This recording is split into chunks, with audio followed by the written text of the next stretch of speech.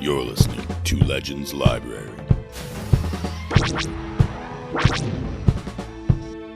Now, here's your host, Lisa Mountain and Kyle Rollins.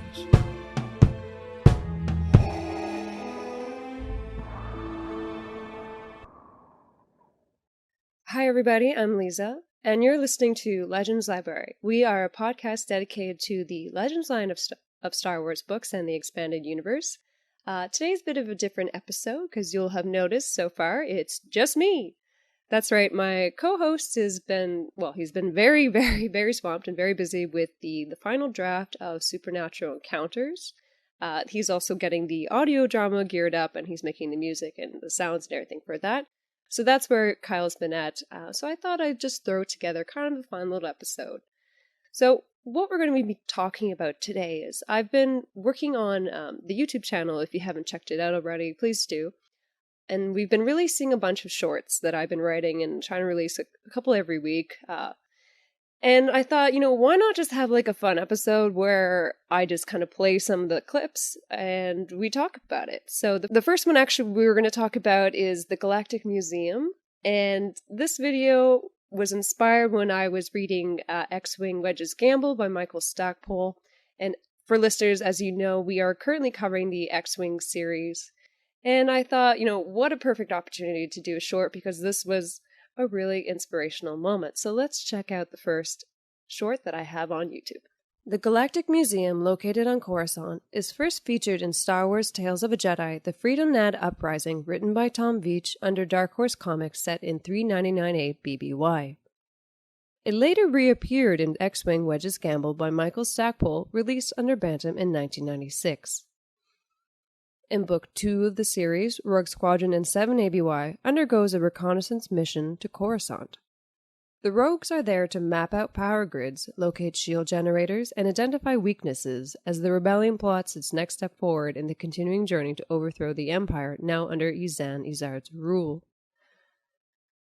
With the suggestion of the newest member of Rogue Squadron, Lieutenant Pash Kraken, alongside with Commander Wedge Antilles and former Corsac agent Ayala Wasiri, taking an introspective cultural look to those adapting to life under the Empire and its propaganda efforts by attending to the Galactic Museum.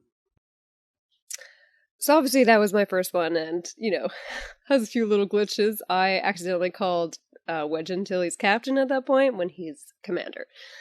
So I had corrected that. But what I really liked about the introduction of the Galactic Museum is, I personally my first job was actually working in museums, so this really struck a chord with me. Before we kind of get into the actual discussion of the museum, I just want to make note of Tom Veitch, who had passed away this year, so we're actually going to start the show talking about Tom Veitch and then finish the show talking about Tom Veitch as well. What I love about Tom Veitch is he was so early in his ideas and, very forward with Lucasfilm, because there was no comics at this point. He was basically kind of the brainchild of the comics. And he, early as 1988, he approached Lucasfilm with this story, and it was actually his kind of, 4,000, 5,000 years before Luke, and it's the story about, the Kaldromic family and all that. But of course, at the time, like other not Star Wars authors, other comic book authors were like, why are you trying to pursue Star Wars? Star Wars is dead. We got the 3 movies. What else is there to do? But of course, Tom was, he had a vision, and he was able to do it when Dark Horse finally was granted the contract, and they contacted him saying, hey, let's do this. So instead of his original idea that we do see in Tales of the Jedi, and with the little bit that we get here for some of these images, is they would do the Dark, he made the Dark Empire and got that contract, and that really started Star Wars, the comics, and, and it led to the Tales of the Jedi and so many other things. So, and when he did the Tales of the Jedi, at the time, Kevin J. Anderson was working on the Jedi Academy trilogy. And they kind of they came together and discussed Exar Kun, because Exar Kun was, the Sith Lord that Kevin J. Anderson had come up with. And then through them working together, that's how you get Exar Kun into the Tales of the Jedi series. which is fantastic if you haven't checked it out. But the significance of Tom and being able to do all this, in the the Dark Empire comics, he also came up with Anakin's name. So again, thanks to Tom, like we have a lot of stuff. When I mean Anakin Solo. There's the whole, Leia gives birth and then everyone's crowding on the baby. And Solo's like, oh, that's Han Solo Jr. And Leia's immediately saying, no, he's Anakin after his grandfather, which I think is very sweet. And I like that Tom came up with that concept.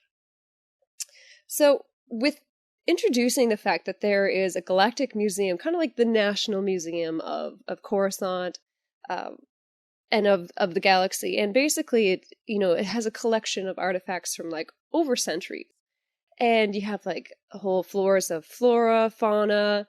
But of course, when the Empire gets in and they totally just change things, they change the Jedi exhibits, they remove relics, they put in their own propaganda, they like rise up the Emperor as well. So let's watch the second one. Rogue Squadrons attending to the Galactic Museum is an opportunistic first analysis of the people of Coruscant and how they are viewing the glorification of the Empire. Filled with exhibits such as the Sith Artifact Room, vast displays of flora, fauna, and minerals, a floor dedicated to the Emperor, and a Jedi exhibit that ennobles Darth Vader, all within the shadow of the Imperial Palace. The museum is also featured or mentioned in other events, such as in Darth Plagueis, iJedi, Darth Maul Shadowhunter, Republic Commando 000, Shadows of the Empire, Mara Jade by the Emperor's Hand 2, X-Wing Krytos Trap, and Solo Command, and Han Solo and the Lost Legacy. So kind of going on my experience of working in museums, I've actually worked at 2 different museums in my lifetime, my early teens going into university. The first one was the Victoria School Museum in Carleton Place, and it's actually famous for part of the exhibit Arthur Roy Brown. And if you guys don't know who Roy Brown is, he is the pilot that shot down the Red Baron in World War One. So I was kind of like not necessarily a curator, but I was the textile expert, so I had an understanding of like the knowledge of like fashions and trends and how to take measurements and cataloging. I did a lot of cataloging there, like a lot of like boxes and boxes of doilies. After a while, anyways. But with the Galactic Museum here, going back to the propaganda thing, and in Wedge's Gamble, there's this one scene that I just have to talk about because I absolutely love this, and we'll definitely mention it when we finally cover the show, and I'll probably read the quote there again. So in the exhibits and in the final floor, you have the Emperor laying in state. So it's basically like this exhibit of how great he was and how he's handsome and gentle and kind and all these lies that people like Izan Izard and Sate Pastage established after the Emperor was killed at the Battle of Endor. So in the final exhibit with Palpatine, it's him lying in state, and you could see like in this dark room, and this holographic image of Darth Vader, that guy right there. So it's just this image of him talking and giving this false speech and these lies that they're feeding to the people of Coruscant as well as the rest of the Empire. So the holographic images of Vader says this: "Behold my master and weep. He has been stolen from us by those who embrace hatred. The Emperor learned that the rebels had stolen plans to the Imperial Planetary Ore Extractor and intended to use the one they were fabricating at Endor on inhabited planets." So already they're saying that it's the rebels that took over the Death Star and were intending to, destroy planets and, hold people, I guess, ransom and kill people and murder, because that's what the rebels are doing according to the Emperor. He assembled his fleet, Palpatine, and heedless of personal danger, he had me take him to Endor. He infiltrated the half-completed extractor, offering these rebels his forgiveness and a hand in friendship. They rejected him and attacked his fleet. My master had no alternative but to destroy this Death Star himself, perishing in the process so his citizens could live on. I was slain with him, but my death did not distress me, for it came in service to my master. So again, the lies that Saint-Eustache and Izan-Izard have put here into this museum is that Palpatine was actually the one who tried to, stop them and then self-sacrificed and blew himself up in the Death Star. So, total disregard of what actually happened. And it's just the lies that they're willing to spread. And what's also significant about this museum is they're selling holo laser discs, at this time, this is when DVDs and all this stuff was kind of coming out. And they were concerned that, this information was being spread to other civilians and this message could go out across the galaxy. So it was just an interesting just talk about propaganda and something I thought we should cover. So let's move on to our next short. So the next one is a fun one. So this is how Salacious B. Crumb met Jabba the Hutt. So in the story This Crumb for Hire, so it's featured in A Decade of Dark Horse #2, and the penciler is Alan Nunes, letterer Clem Robbins, colorist Art Knight, and the cover artist is Alan Nunes and Perry McNamee. And the story was written by Ryder Wyndham. The court jester for Jabba the Hutt, Salacious B. Crumb, first met the crime lord off-screen in 2 BBY in This Crumb for Hire, written by Ryder Wyndham for the second issue in A Decade of Dark Horse. Having business to double-cross Han Solo on Quen Station, Han and Chewie call it a day and leave after delivering spice. Jabba's 2 major domo, Bib Fortuna and Bildo Corvée, annoyingly load the spice aboard the Ubrechian yacht Star Jewel to return to Tatooine. However, a stray Kowakian monkey lizard native to Kowak stuck on the station spies his chance to flee on the Star Jewel. With a grumble in his belly and urge for fine dining, the creature sniffs out Jabba's throne gallery. Jabba now returns only to find his lunch bathed in. Salacious flees as Jabba attempts to chomp and steals the bowl. Bib and Bildo, alarmed by shouting, enter, and as Bildo draws his weapon to shoot the stinking vermin, Salacious hucks the bowl, covering Bildo, Bib, and his gun. Jabba, impressed with the hysterics, cuddles up with Salacious and offers his new pet a job that if Jabba keeps laughing, you'll keep living. What a threat that is. As long as I keep laughing, you'll keep living. Poor little, Star Wars space parrot. I love the fact that he sniffed out the bowl and then that's how Jabba found him, floating around in his soup and just being like, what is this? And then, obviously the group getting fallen on Bildo. So that was, I think, it was just kind of a fun one. I thought, why not? Let's just do this. Let's talk about Salacious B. Crumb, who later obviously is killed by the rebels, Luke and Leia. Moving on to our next short. So in the comic Dark Times 3, Path to Nowhere by Randy Stradley, and there's a really interesting kind of moment in the comics where Vader comes to Sidious and realizes that Sidious fully intends to continue using slavery, and that obviously is a trigger for Anakin for obvious reasons, since he was a slave growing up, and his mother died a slave. Well, she was sort of freed, and then died. So let's play this. In the comic Dark Times 3, The Path to Nowhere arc by Randy Stradley, Wells Hartley, and Mick Harrison, Vader is summoned to Sidious regarding a mission to Murkana in 19 BBY. Sidious senses trouble within his apprentice. Vader having been told by Commander Vil that on New Plimto, slavery was implemented, Sidious recalls Anakin Skywalker was a slave and apologizes for failing to explain the situation earlier. Slavery, he states, that exists in the Outer Rim is wrong, and it will end in time thanks to the Empire. However, the Empire's actions on New Plimto and elsewhere is different. Those now slaves, in this case mostly females and younglings, were separatists and will be dealt with by work and will make a positive contribution. A merciful necessity otherwise. Sidious leaves, believing he is certain Vader will understand. Later, Vader's troops notice Vader is still displeased. It's one of those moments where, you feel your heartbreak just a little bit more for Vader, and you understand why his fall is happened.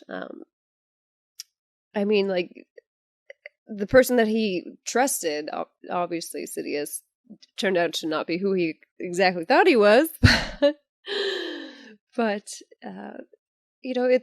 it's just heartbreaking, and I love this kind of, that's why I made sure to do like the transition of like him thinking about his past and imagining like the chance cube. Well, we don't know about or he doesn't know about the chance cube, but we know about the chance cube, so I just thought it would just kind of be an impactful kind of tie in with the comic itself here.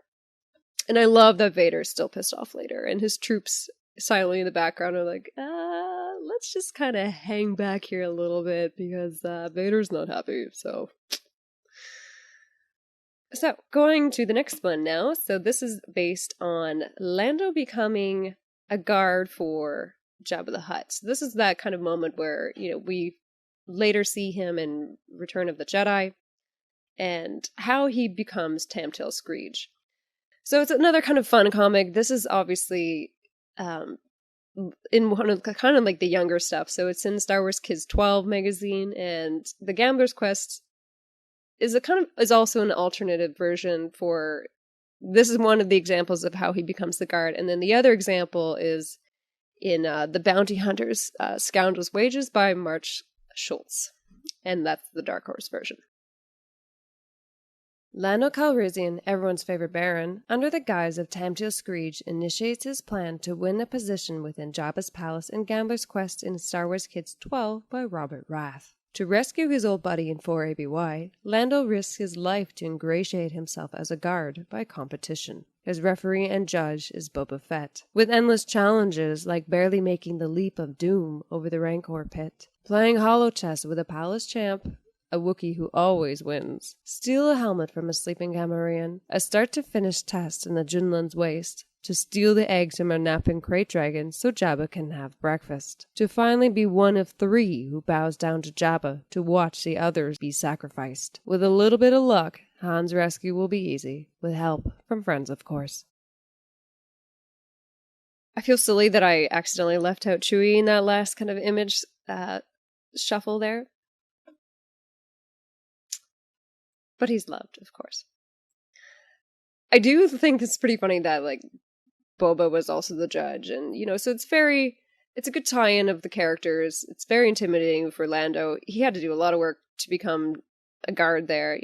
Jabba obviously is used to any kind of person coming in there trying to get a job for either good intentions or malicious intentions, and Jabba doesn't trust anyone because he's a Hutt, and that's just what they do. So, moving on to the next one. This one's kind of another fun one. It made me laugh reading this comic for the first time just because it's kind of silly. In the sense where it's C-3PO being mean. And his insults are not mean, but to C-3PO they're mean. So let's check that out. On an Alliance mission to Yagdul in 8ABY, the Imperials track down the Millennium Falcon in both the audio and comic book The Mixed Up Droid by John Whitman and Ryder Windham, giving it a blast that shocks 3PO. When Han asks him to check the computer, he responds Han needs a bowl of orchids and a swift kick, and calls R2 handsome, stopping on Nar Shaddaa to repair 3PO, who's bored of all of them. He swears he won't speak in the cantina, but compares a patron's ears to a sailboat, then taunts the smugglers into chasing R2 and him in a stolen skiff, telling R2 to fly better, up a wall. Blasting off-world with a new set of language circuits, the actions of 3PO attracted the imps who calms them. Leia gets 3PO jabbering that they want to be tortured and enjoy a horrible death, confusing the imps enough to get away to meet the Gibbons, but only after getting repaired. First of all, the whole insult of like bowl of orchids, like what a very sweet insult. Like, it's just like, it's the childish innocence of C-3PO that we're just so accustomed to. And then, it's mean that he calls R2 handsome. Because when is he ever nice to R2? So the fact that he's nice to R2 is what's mean. Then, of course, he's mean to him later when, R2's driving them. And he's like, take a turn here. I could do, you should be doing better driving. And then drive straight up the wall, saving the day, as R2 always does. Leia's idea of getting 3PO to talk to the imps to kind of confuse them again, I think that was kind of a funny but yet brilliant thing for her to do, and Han's just like, what? Why would you trust 3PO of all people? And she's like, no, like, something's wrong with him, it's going to confuse. And like, that's always kind of the best defense, is to confuse your enemies, right? Like, there's a Forrest Griffin quote that I can't say on here, but if you know the quote, only because it's not an appropriate quote, you'll know it. And it's kind of along the lines of like, he was getting attacked, he said something so confusing that these 8 guys in the alley went, we're out of here, and walked away. So it's that kind of concept, which I think is really funny. So now that I've kind of moved away, and I decided to do a full kind of arc series. So I liked the extinction arc that we get, and it's a 2-part series featured in the Tales 1 and 2. Let's just cue that up here. And it starts with Mara Jade's a mission that she had kind of stumbled across and gave the information to Palpatine, and Palpatine turns it around and gives it to Vader. So it's actually a story where you get Mara in a little bit, but then it becomes Vader. So I like that we have, another moment of Mara Jade, especially since this is a moment where she's working for the Empire still, versus when we see and we love her later on when she's, getting involved with Luke, and then and the mother of Luke's child. So let's take a listen. In around 0 to 1 BBY, Palpatine calls on Vader to alert him of a surviving Jedi in the arc Extinction from the comics Tales 1 and 2. Many years pass since Order 66. Palpatine reveals another pawn at his disposal. Mara Jade, the Emperor's hand. Mara Jade, capable and resourceful, encountered a man trying to escape custody on Kuat, who claimed a smuggler that whispered of the Dark Woman in the Outer Rim. Vader insists on taking the mission to an objecting Mara Jade, who according to him had meager Jedi training not capable of the job. Palpatine, having enough of his minions, wants the rebels' hope to be made extinct before they find the Jedi, assigns Vader to the task to a relenting Mara. He, after all, knows something about the destruction of a Jedi. You'll notice in that I have, a real thunder cue. When I was recording it, there was a thunderstorm going on, so I thought I couldn't really remove the sound of thunder in the background, so I just, it was very ominous at the same moment. So the Extinction art was written by Ron Mars, and ink penciler is Claudio Castellini, the letter is Michael Taylor, colorist Guy Major. And I love how this comic is drawn. It's so stunning, it's so beautiful. I think it's a really interesting story because you get this kind of Jedi who's, the Dark Woman who's a fallen, not necessarily fallen, but she's a self-exiled Jedi who survived Order 66, and Vader is tasked to find her. And she's super powerful, the Dark Woman.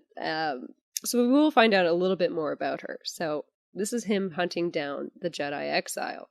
In the comic Extinction, Vader travels to hunt a former Jedi in his Lambda-class shuttle to the 5th planet on a world full of wondrous flora and fauna in the Cofresian system.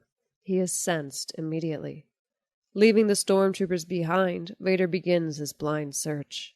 The Dark Woman, a once Jedi, bids her friends farewell, and they heed her warning as Vader gets closer and closer.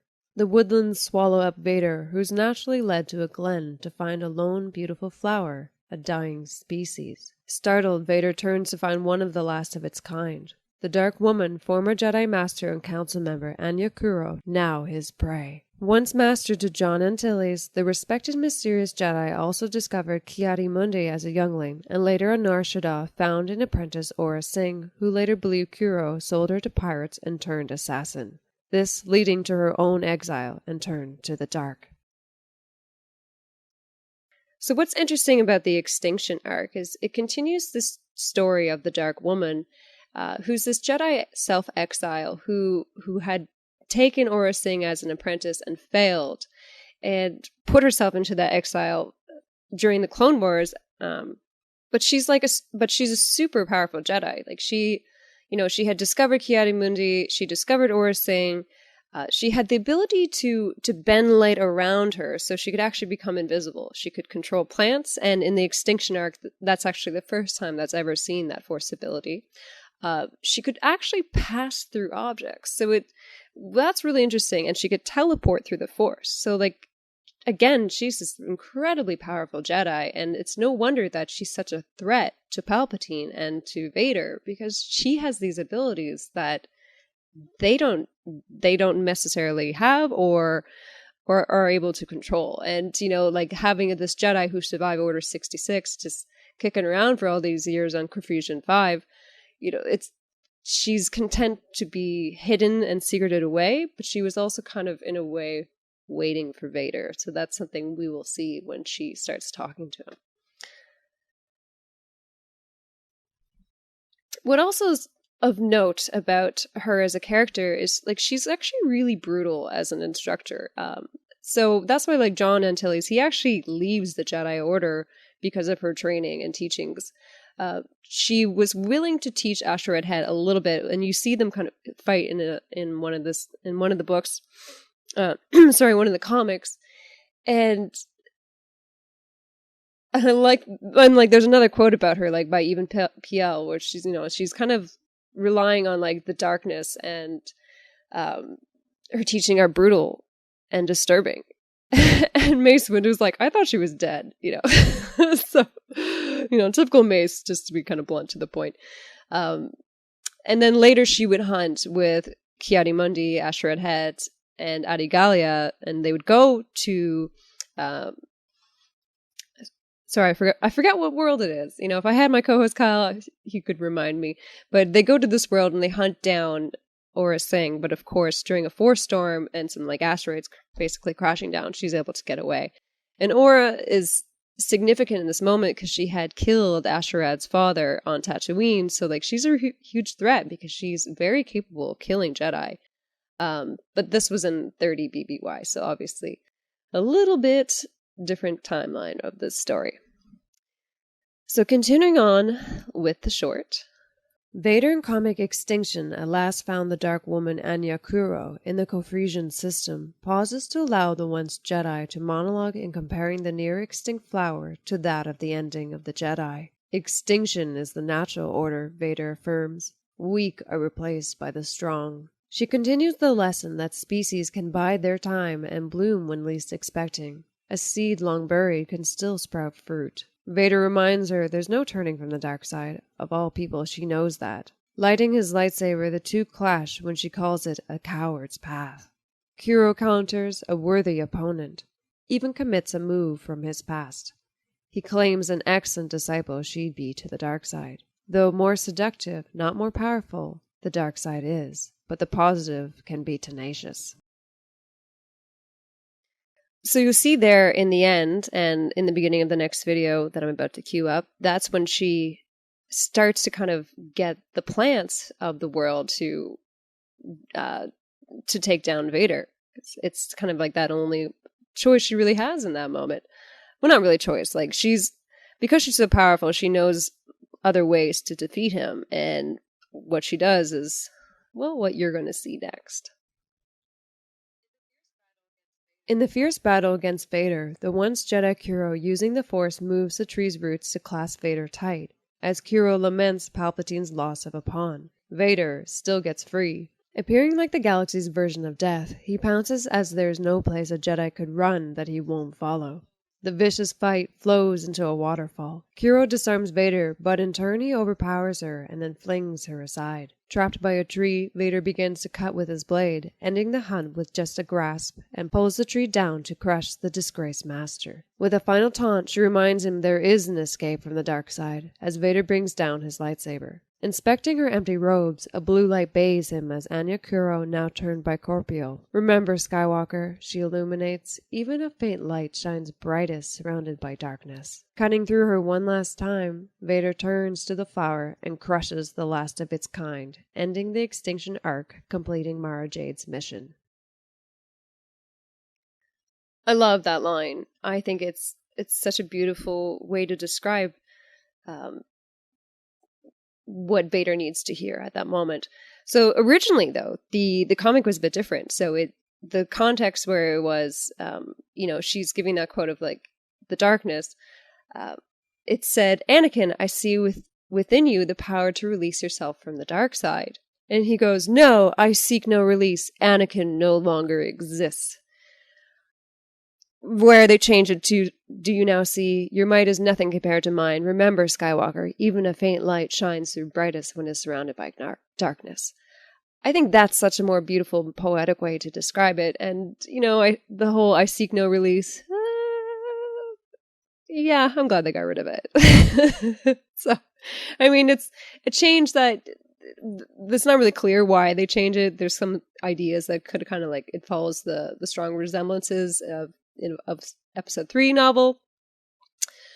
But of course, I don't know. No one knows. I don't know. But I love that arc. It was really great. You'll see that I also included the plant kind of image back in the Galactic Museum display. One thing I forgot to mention about the Galactic Museum display is they actually blame the mass deaths of Ewoks on the Rebels as well, so there's all these Ewoks on display looking cuter, and which is really funny because we all know that they're rather vicious in comparison. So moving on to the next short. This series, it's a two-parter, this short, and I loved this arc. So this is all about Leia and Tarkin. So it's kind of like her getting revenge on Tarkin twice. So let's check it out. In Star Wars Tales 11 by Jason Short, The Princess Diaries is a comic based on Leia's adolescent journal entries on Alderaan set between 9 to 1 BBY. Frustrated with the primping and posturing she's forced to endure by her adopted family, she mourns the loss of her real mother, betting that her mother would not make her behave like her ranker of Nanny Madame Vesta, let her eat how she wants, even dance in public how she wants. Bail's very proud. Young Leia cut off her hair, only to be given wigs. Dinner parties could be a drag, unless she helped. Fun boys could only be met with Winter acting as her double. Still, Leia felt like an outsider, like a piece of her was missing.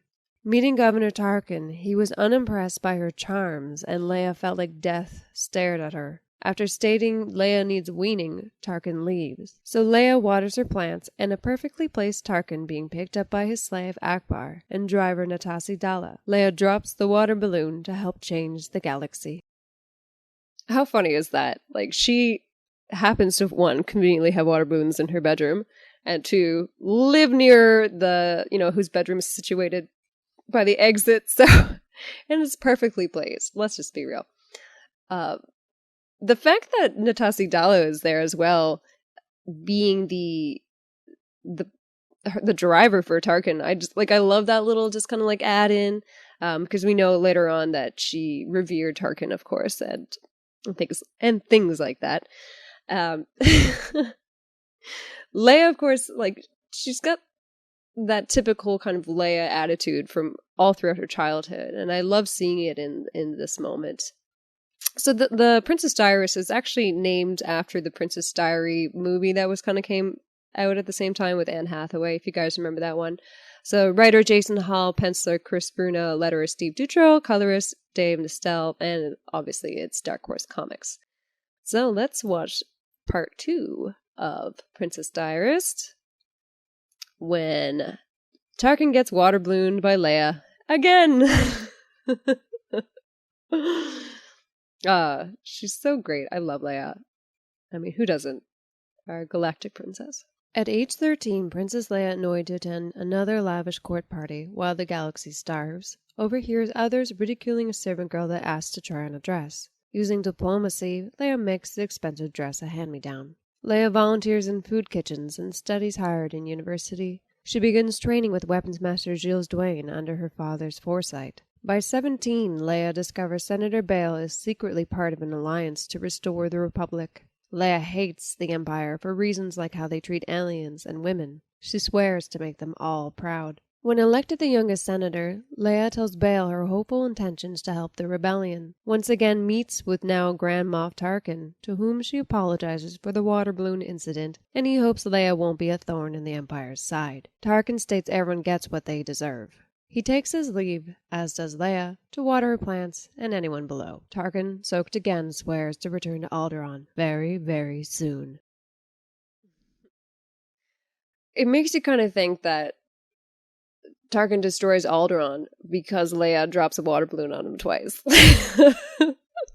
Like, obviously that's not quite the reason, but, you know, I can see why he has no issue pulling the trigger and destroys a whole world, because he got dropped a water balloon on twice. Like, I like also that there's a nod to Winter in this, and you know, we can't forget that Winter is one of the ones who helped raise Anakin, you know, and that was something that Tom Beach had also written about.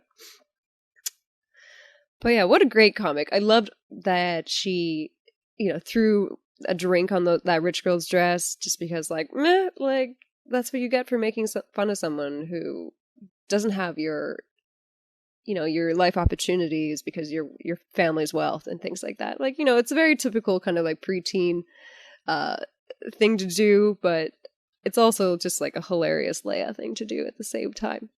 So continuing on with our shorts and the review of all the ones that I've made so far. So in this one, Wedge Antilles, he watches his parents die. I found this a really heartbreaking moment in the X-Wing series of comics, the Rogue Squadron comics, where, you know, like, Wedge has so much tragedy in his life. Like, his parents die, he had a girlfriend who got killed, and then, you know, it inspired him to become the rebel that he becomes. And he's such an important character that, you know, like, I thought I wanted to highlight this, first of all. Another thing with the X-Wing Rogue Squadron comics, just a little kind of expand his universe of family, where he has actually a famous sister, we find out, and that's Sael Antilles, but she's known as Wynessa Starflare. And Wynessa, she actually meets Soontir Fel on Coruscant, and she's like this beautiful, you know, blonde, you know, very obviously Star Wars comic book drawn kind of woman. And, you know, she falls instantly for Soontir Fel. And, you know, he's this kind of, you know, noble, you know, fighting for the Empire pilot, you know, very handsome, and I actually have a little bit of a feature of the two of them together at the Galactic Museum, because that's an outing that they do together. Of course, Wynessa, or Sael, she actually, of course, is the mother of Jagged Fel, who we all love, and then who in the future becomes the Emperor thanks to Luke Skywalker, and eventually marries Jaina Solo. So there is some happiness for that family. But let's watch the beginning. In the comic X-Wing Rogue Squadron Phantom Affair, Wedge Antilles in 4ABY comes face to limpet face with his parents' killer Loka Haas during New Republic negotiations on Mrist. Loka and the Bone Star Pirate 4 and 4BBY attack the fueling station family business of Jagged and Xena Antilles at Guz Tretta. Ignited fuel erupted as Booster Terra on the Pulsar Skate takes away Wedge from certain death. His parents heroically remain aboard, fighting the blaze and self-sacrifice, leaving Wedge to watch. Flames rip through as they give a final goodbye to their son, saving hundreds of lives. Wedge, silently standing, is told by Booster that the pirates deliberately blew up the station. Wedge knows of an old Z-95 aboard, and Booster hands him a flight helmet. The pirate ship not far away was malfunctioning from parasitic space critters. Wedge states no police are needed and doesn't miss a shot. Hask escaped with the only vac suit aboard and hears Wedge's name on the comm, is captured by a parasite. I'm happy that, you know, his parents' killer gets some sort of justice by having this thing live on him. I haven't done the next part of the series, but if you guys don't know, what happens is he kind of has to, you know, broker this deal with this guy. The Rogue Squadron is basically thrown into this position of where they're unable to successfully help, blah, blah, blah, blah, blah. Long story short, Wedge gets chucked into like a prison cell. The guy makes fun of him. In the end, Wedge does eventually kill this guy, but I just haven't shown it in the short. The tragedy of this moment is the fact that, you know, his parents self-sacrifice again, and he witnesses it, and they're talking to him throughout. Like, what a horrific experience for a child. And then I love that Booster Terra, of course, is like, well, there's a, you know, might be a ship over there. and lets him go to hunt down this guy. And of course, for years, he thought he had succeeded until he comes face to face again with him. Poor Wedge. So jumping back in time, so going now to the dawn of the Jedi. And of course, a lot of, again, we have to thank Tom Beach for the inclusion of or the creation of older timelines and things like that. But I thought, let's talk about the first appearance of the lightsaber, because it's not actually a Jedi technology, and that's something that, I think we tend to forget, is that they usurped the technology from somewhere else, and they got it from the Rakatan. So, this is on Tython, 10,000 years after the Thoyor arrival.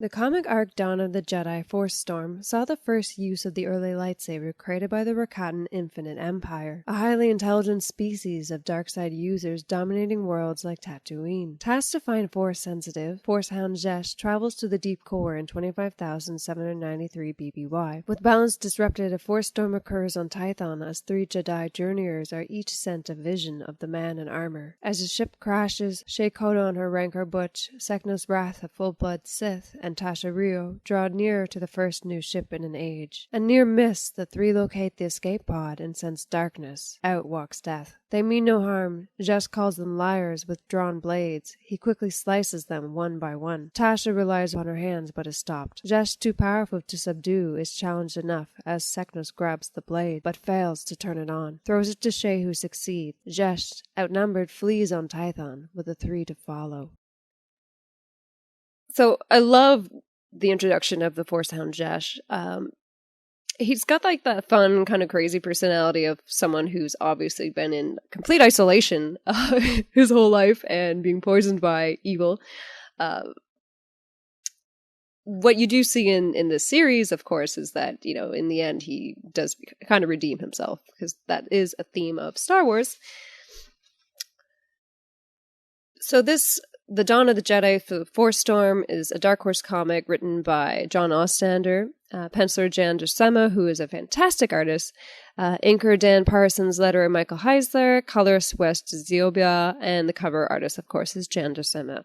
And the editor is Randy Stradley. So continuing on with the second episode, the trio are still hunting down the Forcehound Jesh. Pursuing the Rakatan Forcehound Jesh, the 3 Jedi journeyers enter the Abyss and are met with dark-side visions, but are able to conquer them. Jesh, also ensnared, sees those he's killed, while real terrors of Tython attack, and he is saved by Seknos Wrath. The creature fights, and Jesh supposes they only help to kill him after. Shae Koda, unable to light the Force Saber, returns it to Jesh, who leaves despite Shae's anger at his expected betrayal. Secretly, he watches. The creature take out Tasha Rio. He is confused as each Jedi protects the fallen, until Shae shows no fear and he feels something. He turns to help. He is the nexus of the Force Storm that draws in Masters. Now killing the creature, his anger enhances the storm. To quench its power, the Masters focus. But Shae's master is killed. Shae lights the saber with anger and attacks. Jesh permits her to eat his heart after his death. With her standing over this odd stranger, she yields. Finally, he turns to the light. So again, there's kind of that character of you've defeated me. You can now eat my heart. You get the honor. And she's like, stranger, this is not our way. I mean, it's not really anyone's way. What's great about this series is, we get a lot of the early kind of Jedi, the Jedi. And what I like about it is, well, I have a theory. So, Tython, which first appeared in the Darth Bane trilogy by Drew Karpyshyn. So Tython, the name itself actually first appeared in Star Wars New Hope Draft number 2, so in The Adventures of Starkiller, as taken from the Journal of Wills, Saga 1, The Star Wars. So it's in the 1974 draft. And later was then used by Drew Karpyshyn in the Darth Bane trilogy as, that's where Bane has to travel into the deep core to track down the Sith holocron for Belia Darzu, a former Sith who was killed on Tython. And she was the one who had created that nanovirus that basically had techno beasts and those, creatures that were still kind of two alive, I would say, that Bane has to ultimately fight and destroy in order to get the Sith holocron. So I have this theory that I'm not sure if anyone has put this together before, but if for listeners that know, I'm a huge fan of Greek mythology, and there's a story that I'm just going to quickly share, and it'll kind of make sense in a moment. So the Greek goddess Eos, so the goddess of dawn, she mistakenly once upon a time had a secret affair with Ares, the god of war. And as everyone knows, Aphrodite and Ares were a huge item. So if you mess with a man that Aphrodite is fond of, you're going to get cursed. So Eos, she gets cursed and basically has, bad luck with all the men that she meets and she loves. So she meets this mortal known as Tithonus. And Tithonus, he's very handsome and things like that. And they fall madly in love as soon as they meet. They actually basically take each other's hands the second they see each other and start walking together.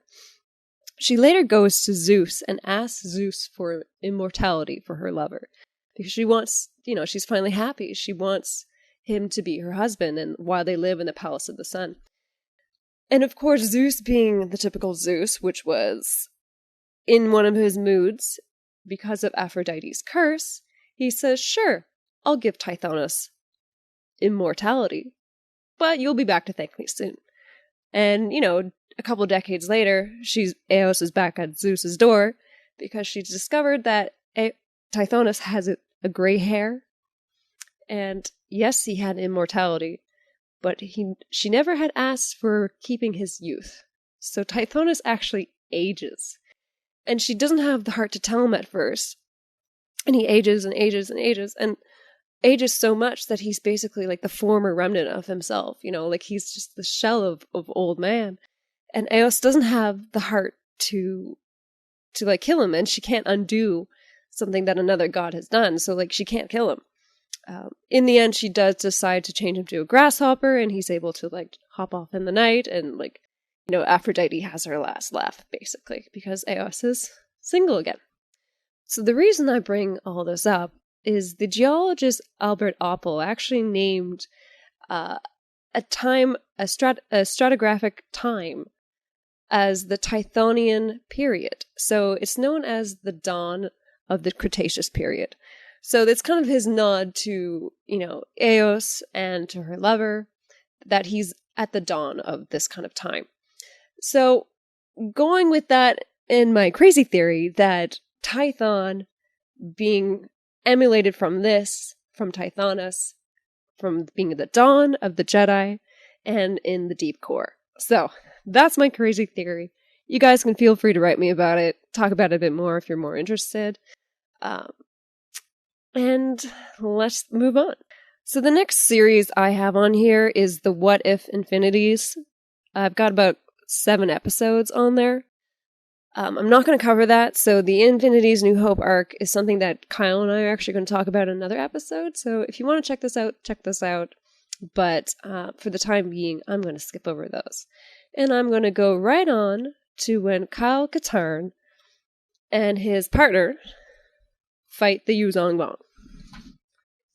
In Star Wars Tales 21, Kyle Katarn and his wife Jan, actually not wife, I stand corrected, rescue villagers from warrior Yuuzhan Vong invaders and the Peace Brigade in around 28 ABY, done with a successful duplicity as the stormtroopers were with them all along. They round up the Vong into a poorly secured old building. Later, Jan comments on his gallant cape removal and the Jedi flair he always has. Kyle brings up Luke's son's Ben, and she notes it's the second time children are mentioned, and says no to marriage. Kyle discusses how they loved each other most of their lives, she noting if they are to be the next Mara and Luke. Marriage is not done out of fear of future, but of love. Then the comm goes off. The Vong have escaped and are rampaging the village. Jan already in action. Kyle rushing out saves Lieutenant Palin, finding a Vong with Jan in hand, who tosses her in a cell. Kyle attacks and throws the lightsaber into the cage, and Jan burns the locks. The two brawl, but Kyle injects a bomb in the Vong, kicking the explosion away. The dashing Jedi, his words, saved the day like she had many times before. And it was still no to marriage.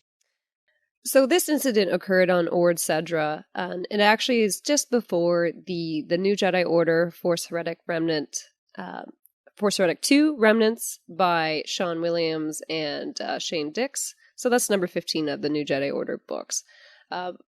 I love this kind of short story because you get that whole people are trying to, like with the Jedi, they're still trying to have relationships, and I like what Jan says. It's like, we don't want to be the next Mara and Luke. We don't want to rush into things. Not that Mara and Luke did, but she doesn't want to be like the next power couple, I guess, in her idea. In the sense where, like, maybe because we're at war, this is why we should get married, but I want to do this out of love. And then they kill some Vong and, all that kind of fun stuff. I like this story. I'm a huge fan of Banjo. So I was happy to do this short and get this a little bit more attention to. So this was written by Nathan P. Butler, penciler James Reyes, letterer Michael Heisler, colorist Michael Attia, and the cover artist was Lee Bermejo, sorry. And our final short today, that's right, we're almost done. Thank you for everyone for sticking around with me as I talk to myself. And this one is actually a short that's based on the The Tales from Mos Eisley Cantina by Martha and Tom Veitch, the short story. I really like this one because it's all about Greedo. So let's check that out. Greedo's backstory was written by married couple Martha and Tom Veitch in the Bantam book Tales from the Mos Eisley Cantina, and who have both passed away this year. It was adapted as a web strip by Pablo Hidalgo, and for BBY, one day playing with his younger brother Paquiduck, Greedo uncovers 3 ships hidden in a cave nearby their village, filled with a classic green suit. Greedo intends the find to be his. His mother Neela realizes he has seen the ships as he unconsciously carved food into their shape. Neela explains that they came from Rhodia 2 years after he was born, from fleeing an evil clan leader Navik the Red, who waged war on the weaker Tetsa's clan. Greedo Sr. had been a bounty hunter, and young Greedo is intrigued. The elder was murdered with an axe in his back. The survivors fled in 3 ships. That night, Greedo spots Navik the Red coming to finish the job, his calls alerting his mother. She begs him to run as the explosions rip around them. Greedo's Uncle Nock organizes them, and the survivors yet again flee, with so few of them left. They go to the moon Nar Shaddaa, starting on his bounty hunter path. So I really wanted to highlight this short story because both Martha and Tom passed away this year. So Tom passed away on Valentine's Day and Martha passed away on September 11th. They were both, I'm not sure about Martha, but I know Tom was one of those authors that Disney had not been paying for a while, so there had been a campaign for money for Martha, but that their only daughter was set up. So if you guys want to still donate to that, like, I'm not sure who it would go to, but maybe the money would go to their daughter. What's fun about this story is kind of like father, like son. Greedo's dad was a bounty hunter, and then Greedo becomes a bounty hunter himself as well. And one more thing to note about this is I like that this was done by Pablo as a web strip. It used to be available on StarWars.com, and of course everything had been removed. But you can find this web strip still available. Thank you to Joe Bongiorno. So thank you so much, Joe, for putting it on StarWarsTimeline.net. So guys, if you want to check that out and check out Joe's amazing archive of everything that Disney has removed, go to his website and check that out. So thanks everyone for joining me on this fun episode. I know it's a little different. You're stuck listening to just me, but why not? It's kind of a fun thing. I enjoy monologuing like most villains do, I guess.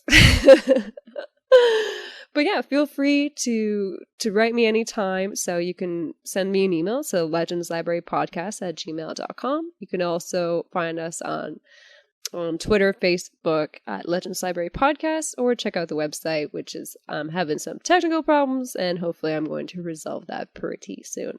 And of course, you can also get a hold of Kyle. We're going to be back in the next episode, but you can get a hold of him as Darn Katarin on Twitter.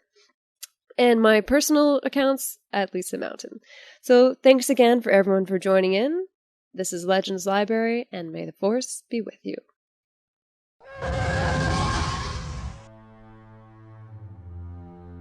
That concludes this edition of Legends Library Podcast. To join the discussion, email us at legendslibrarypodcast@gmail.com or follow us on Twitter or Discord at Legends Library.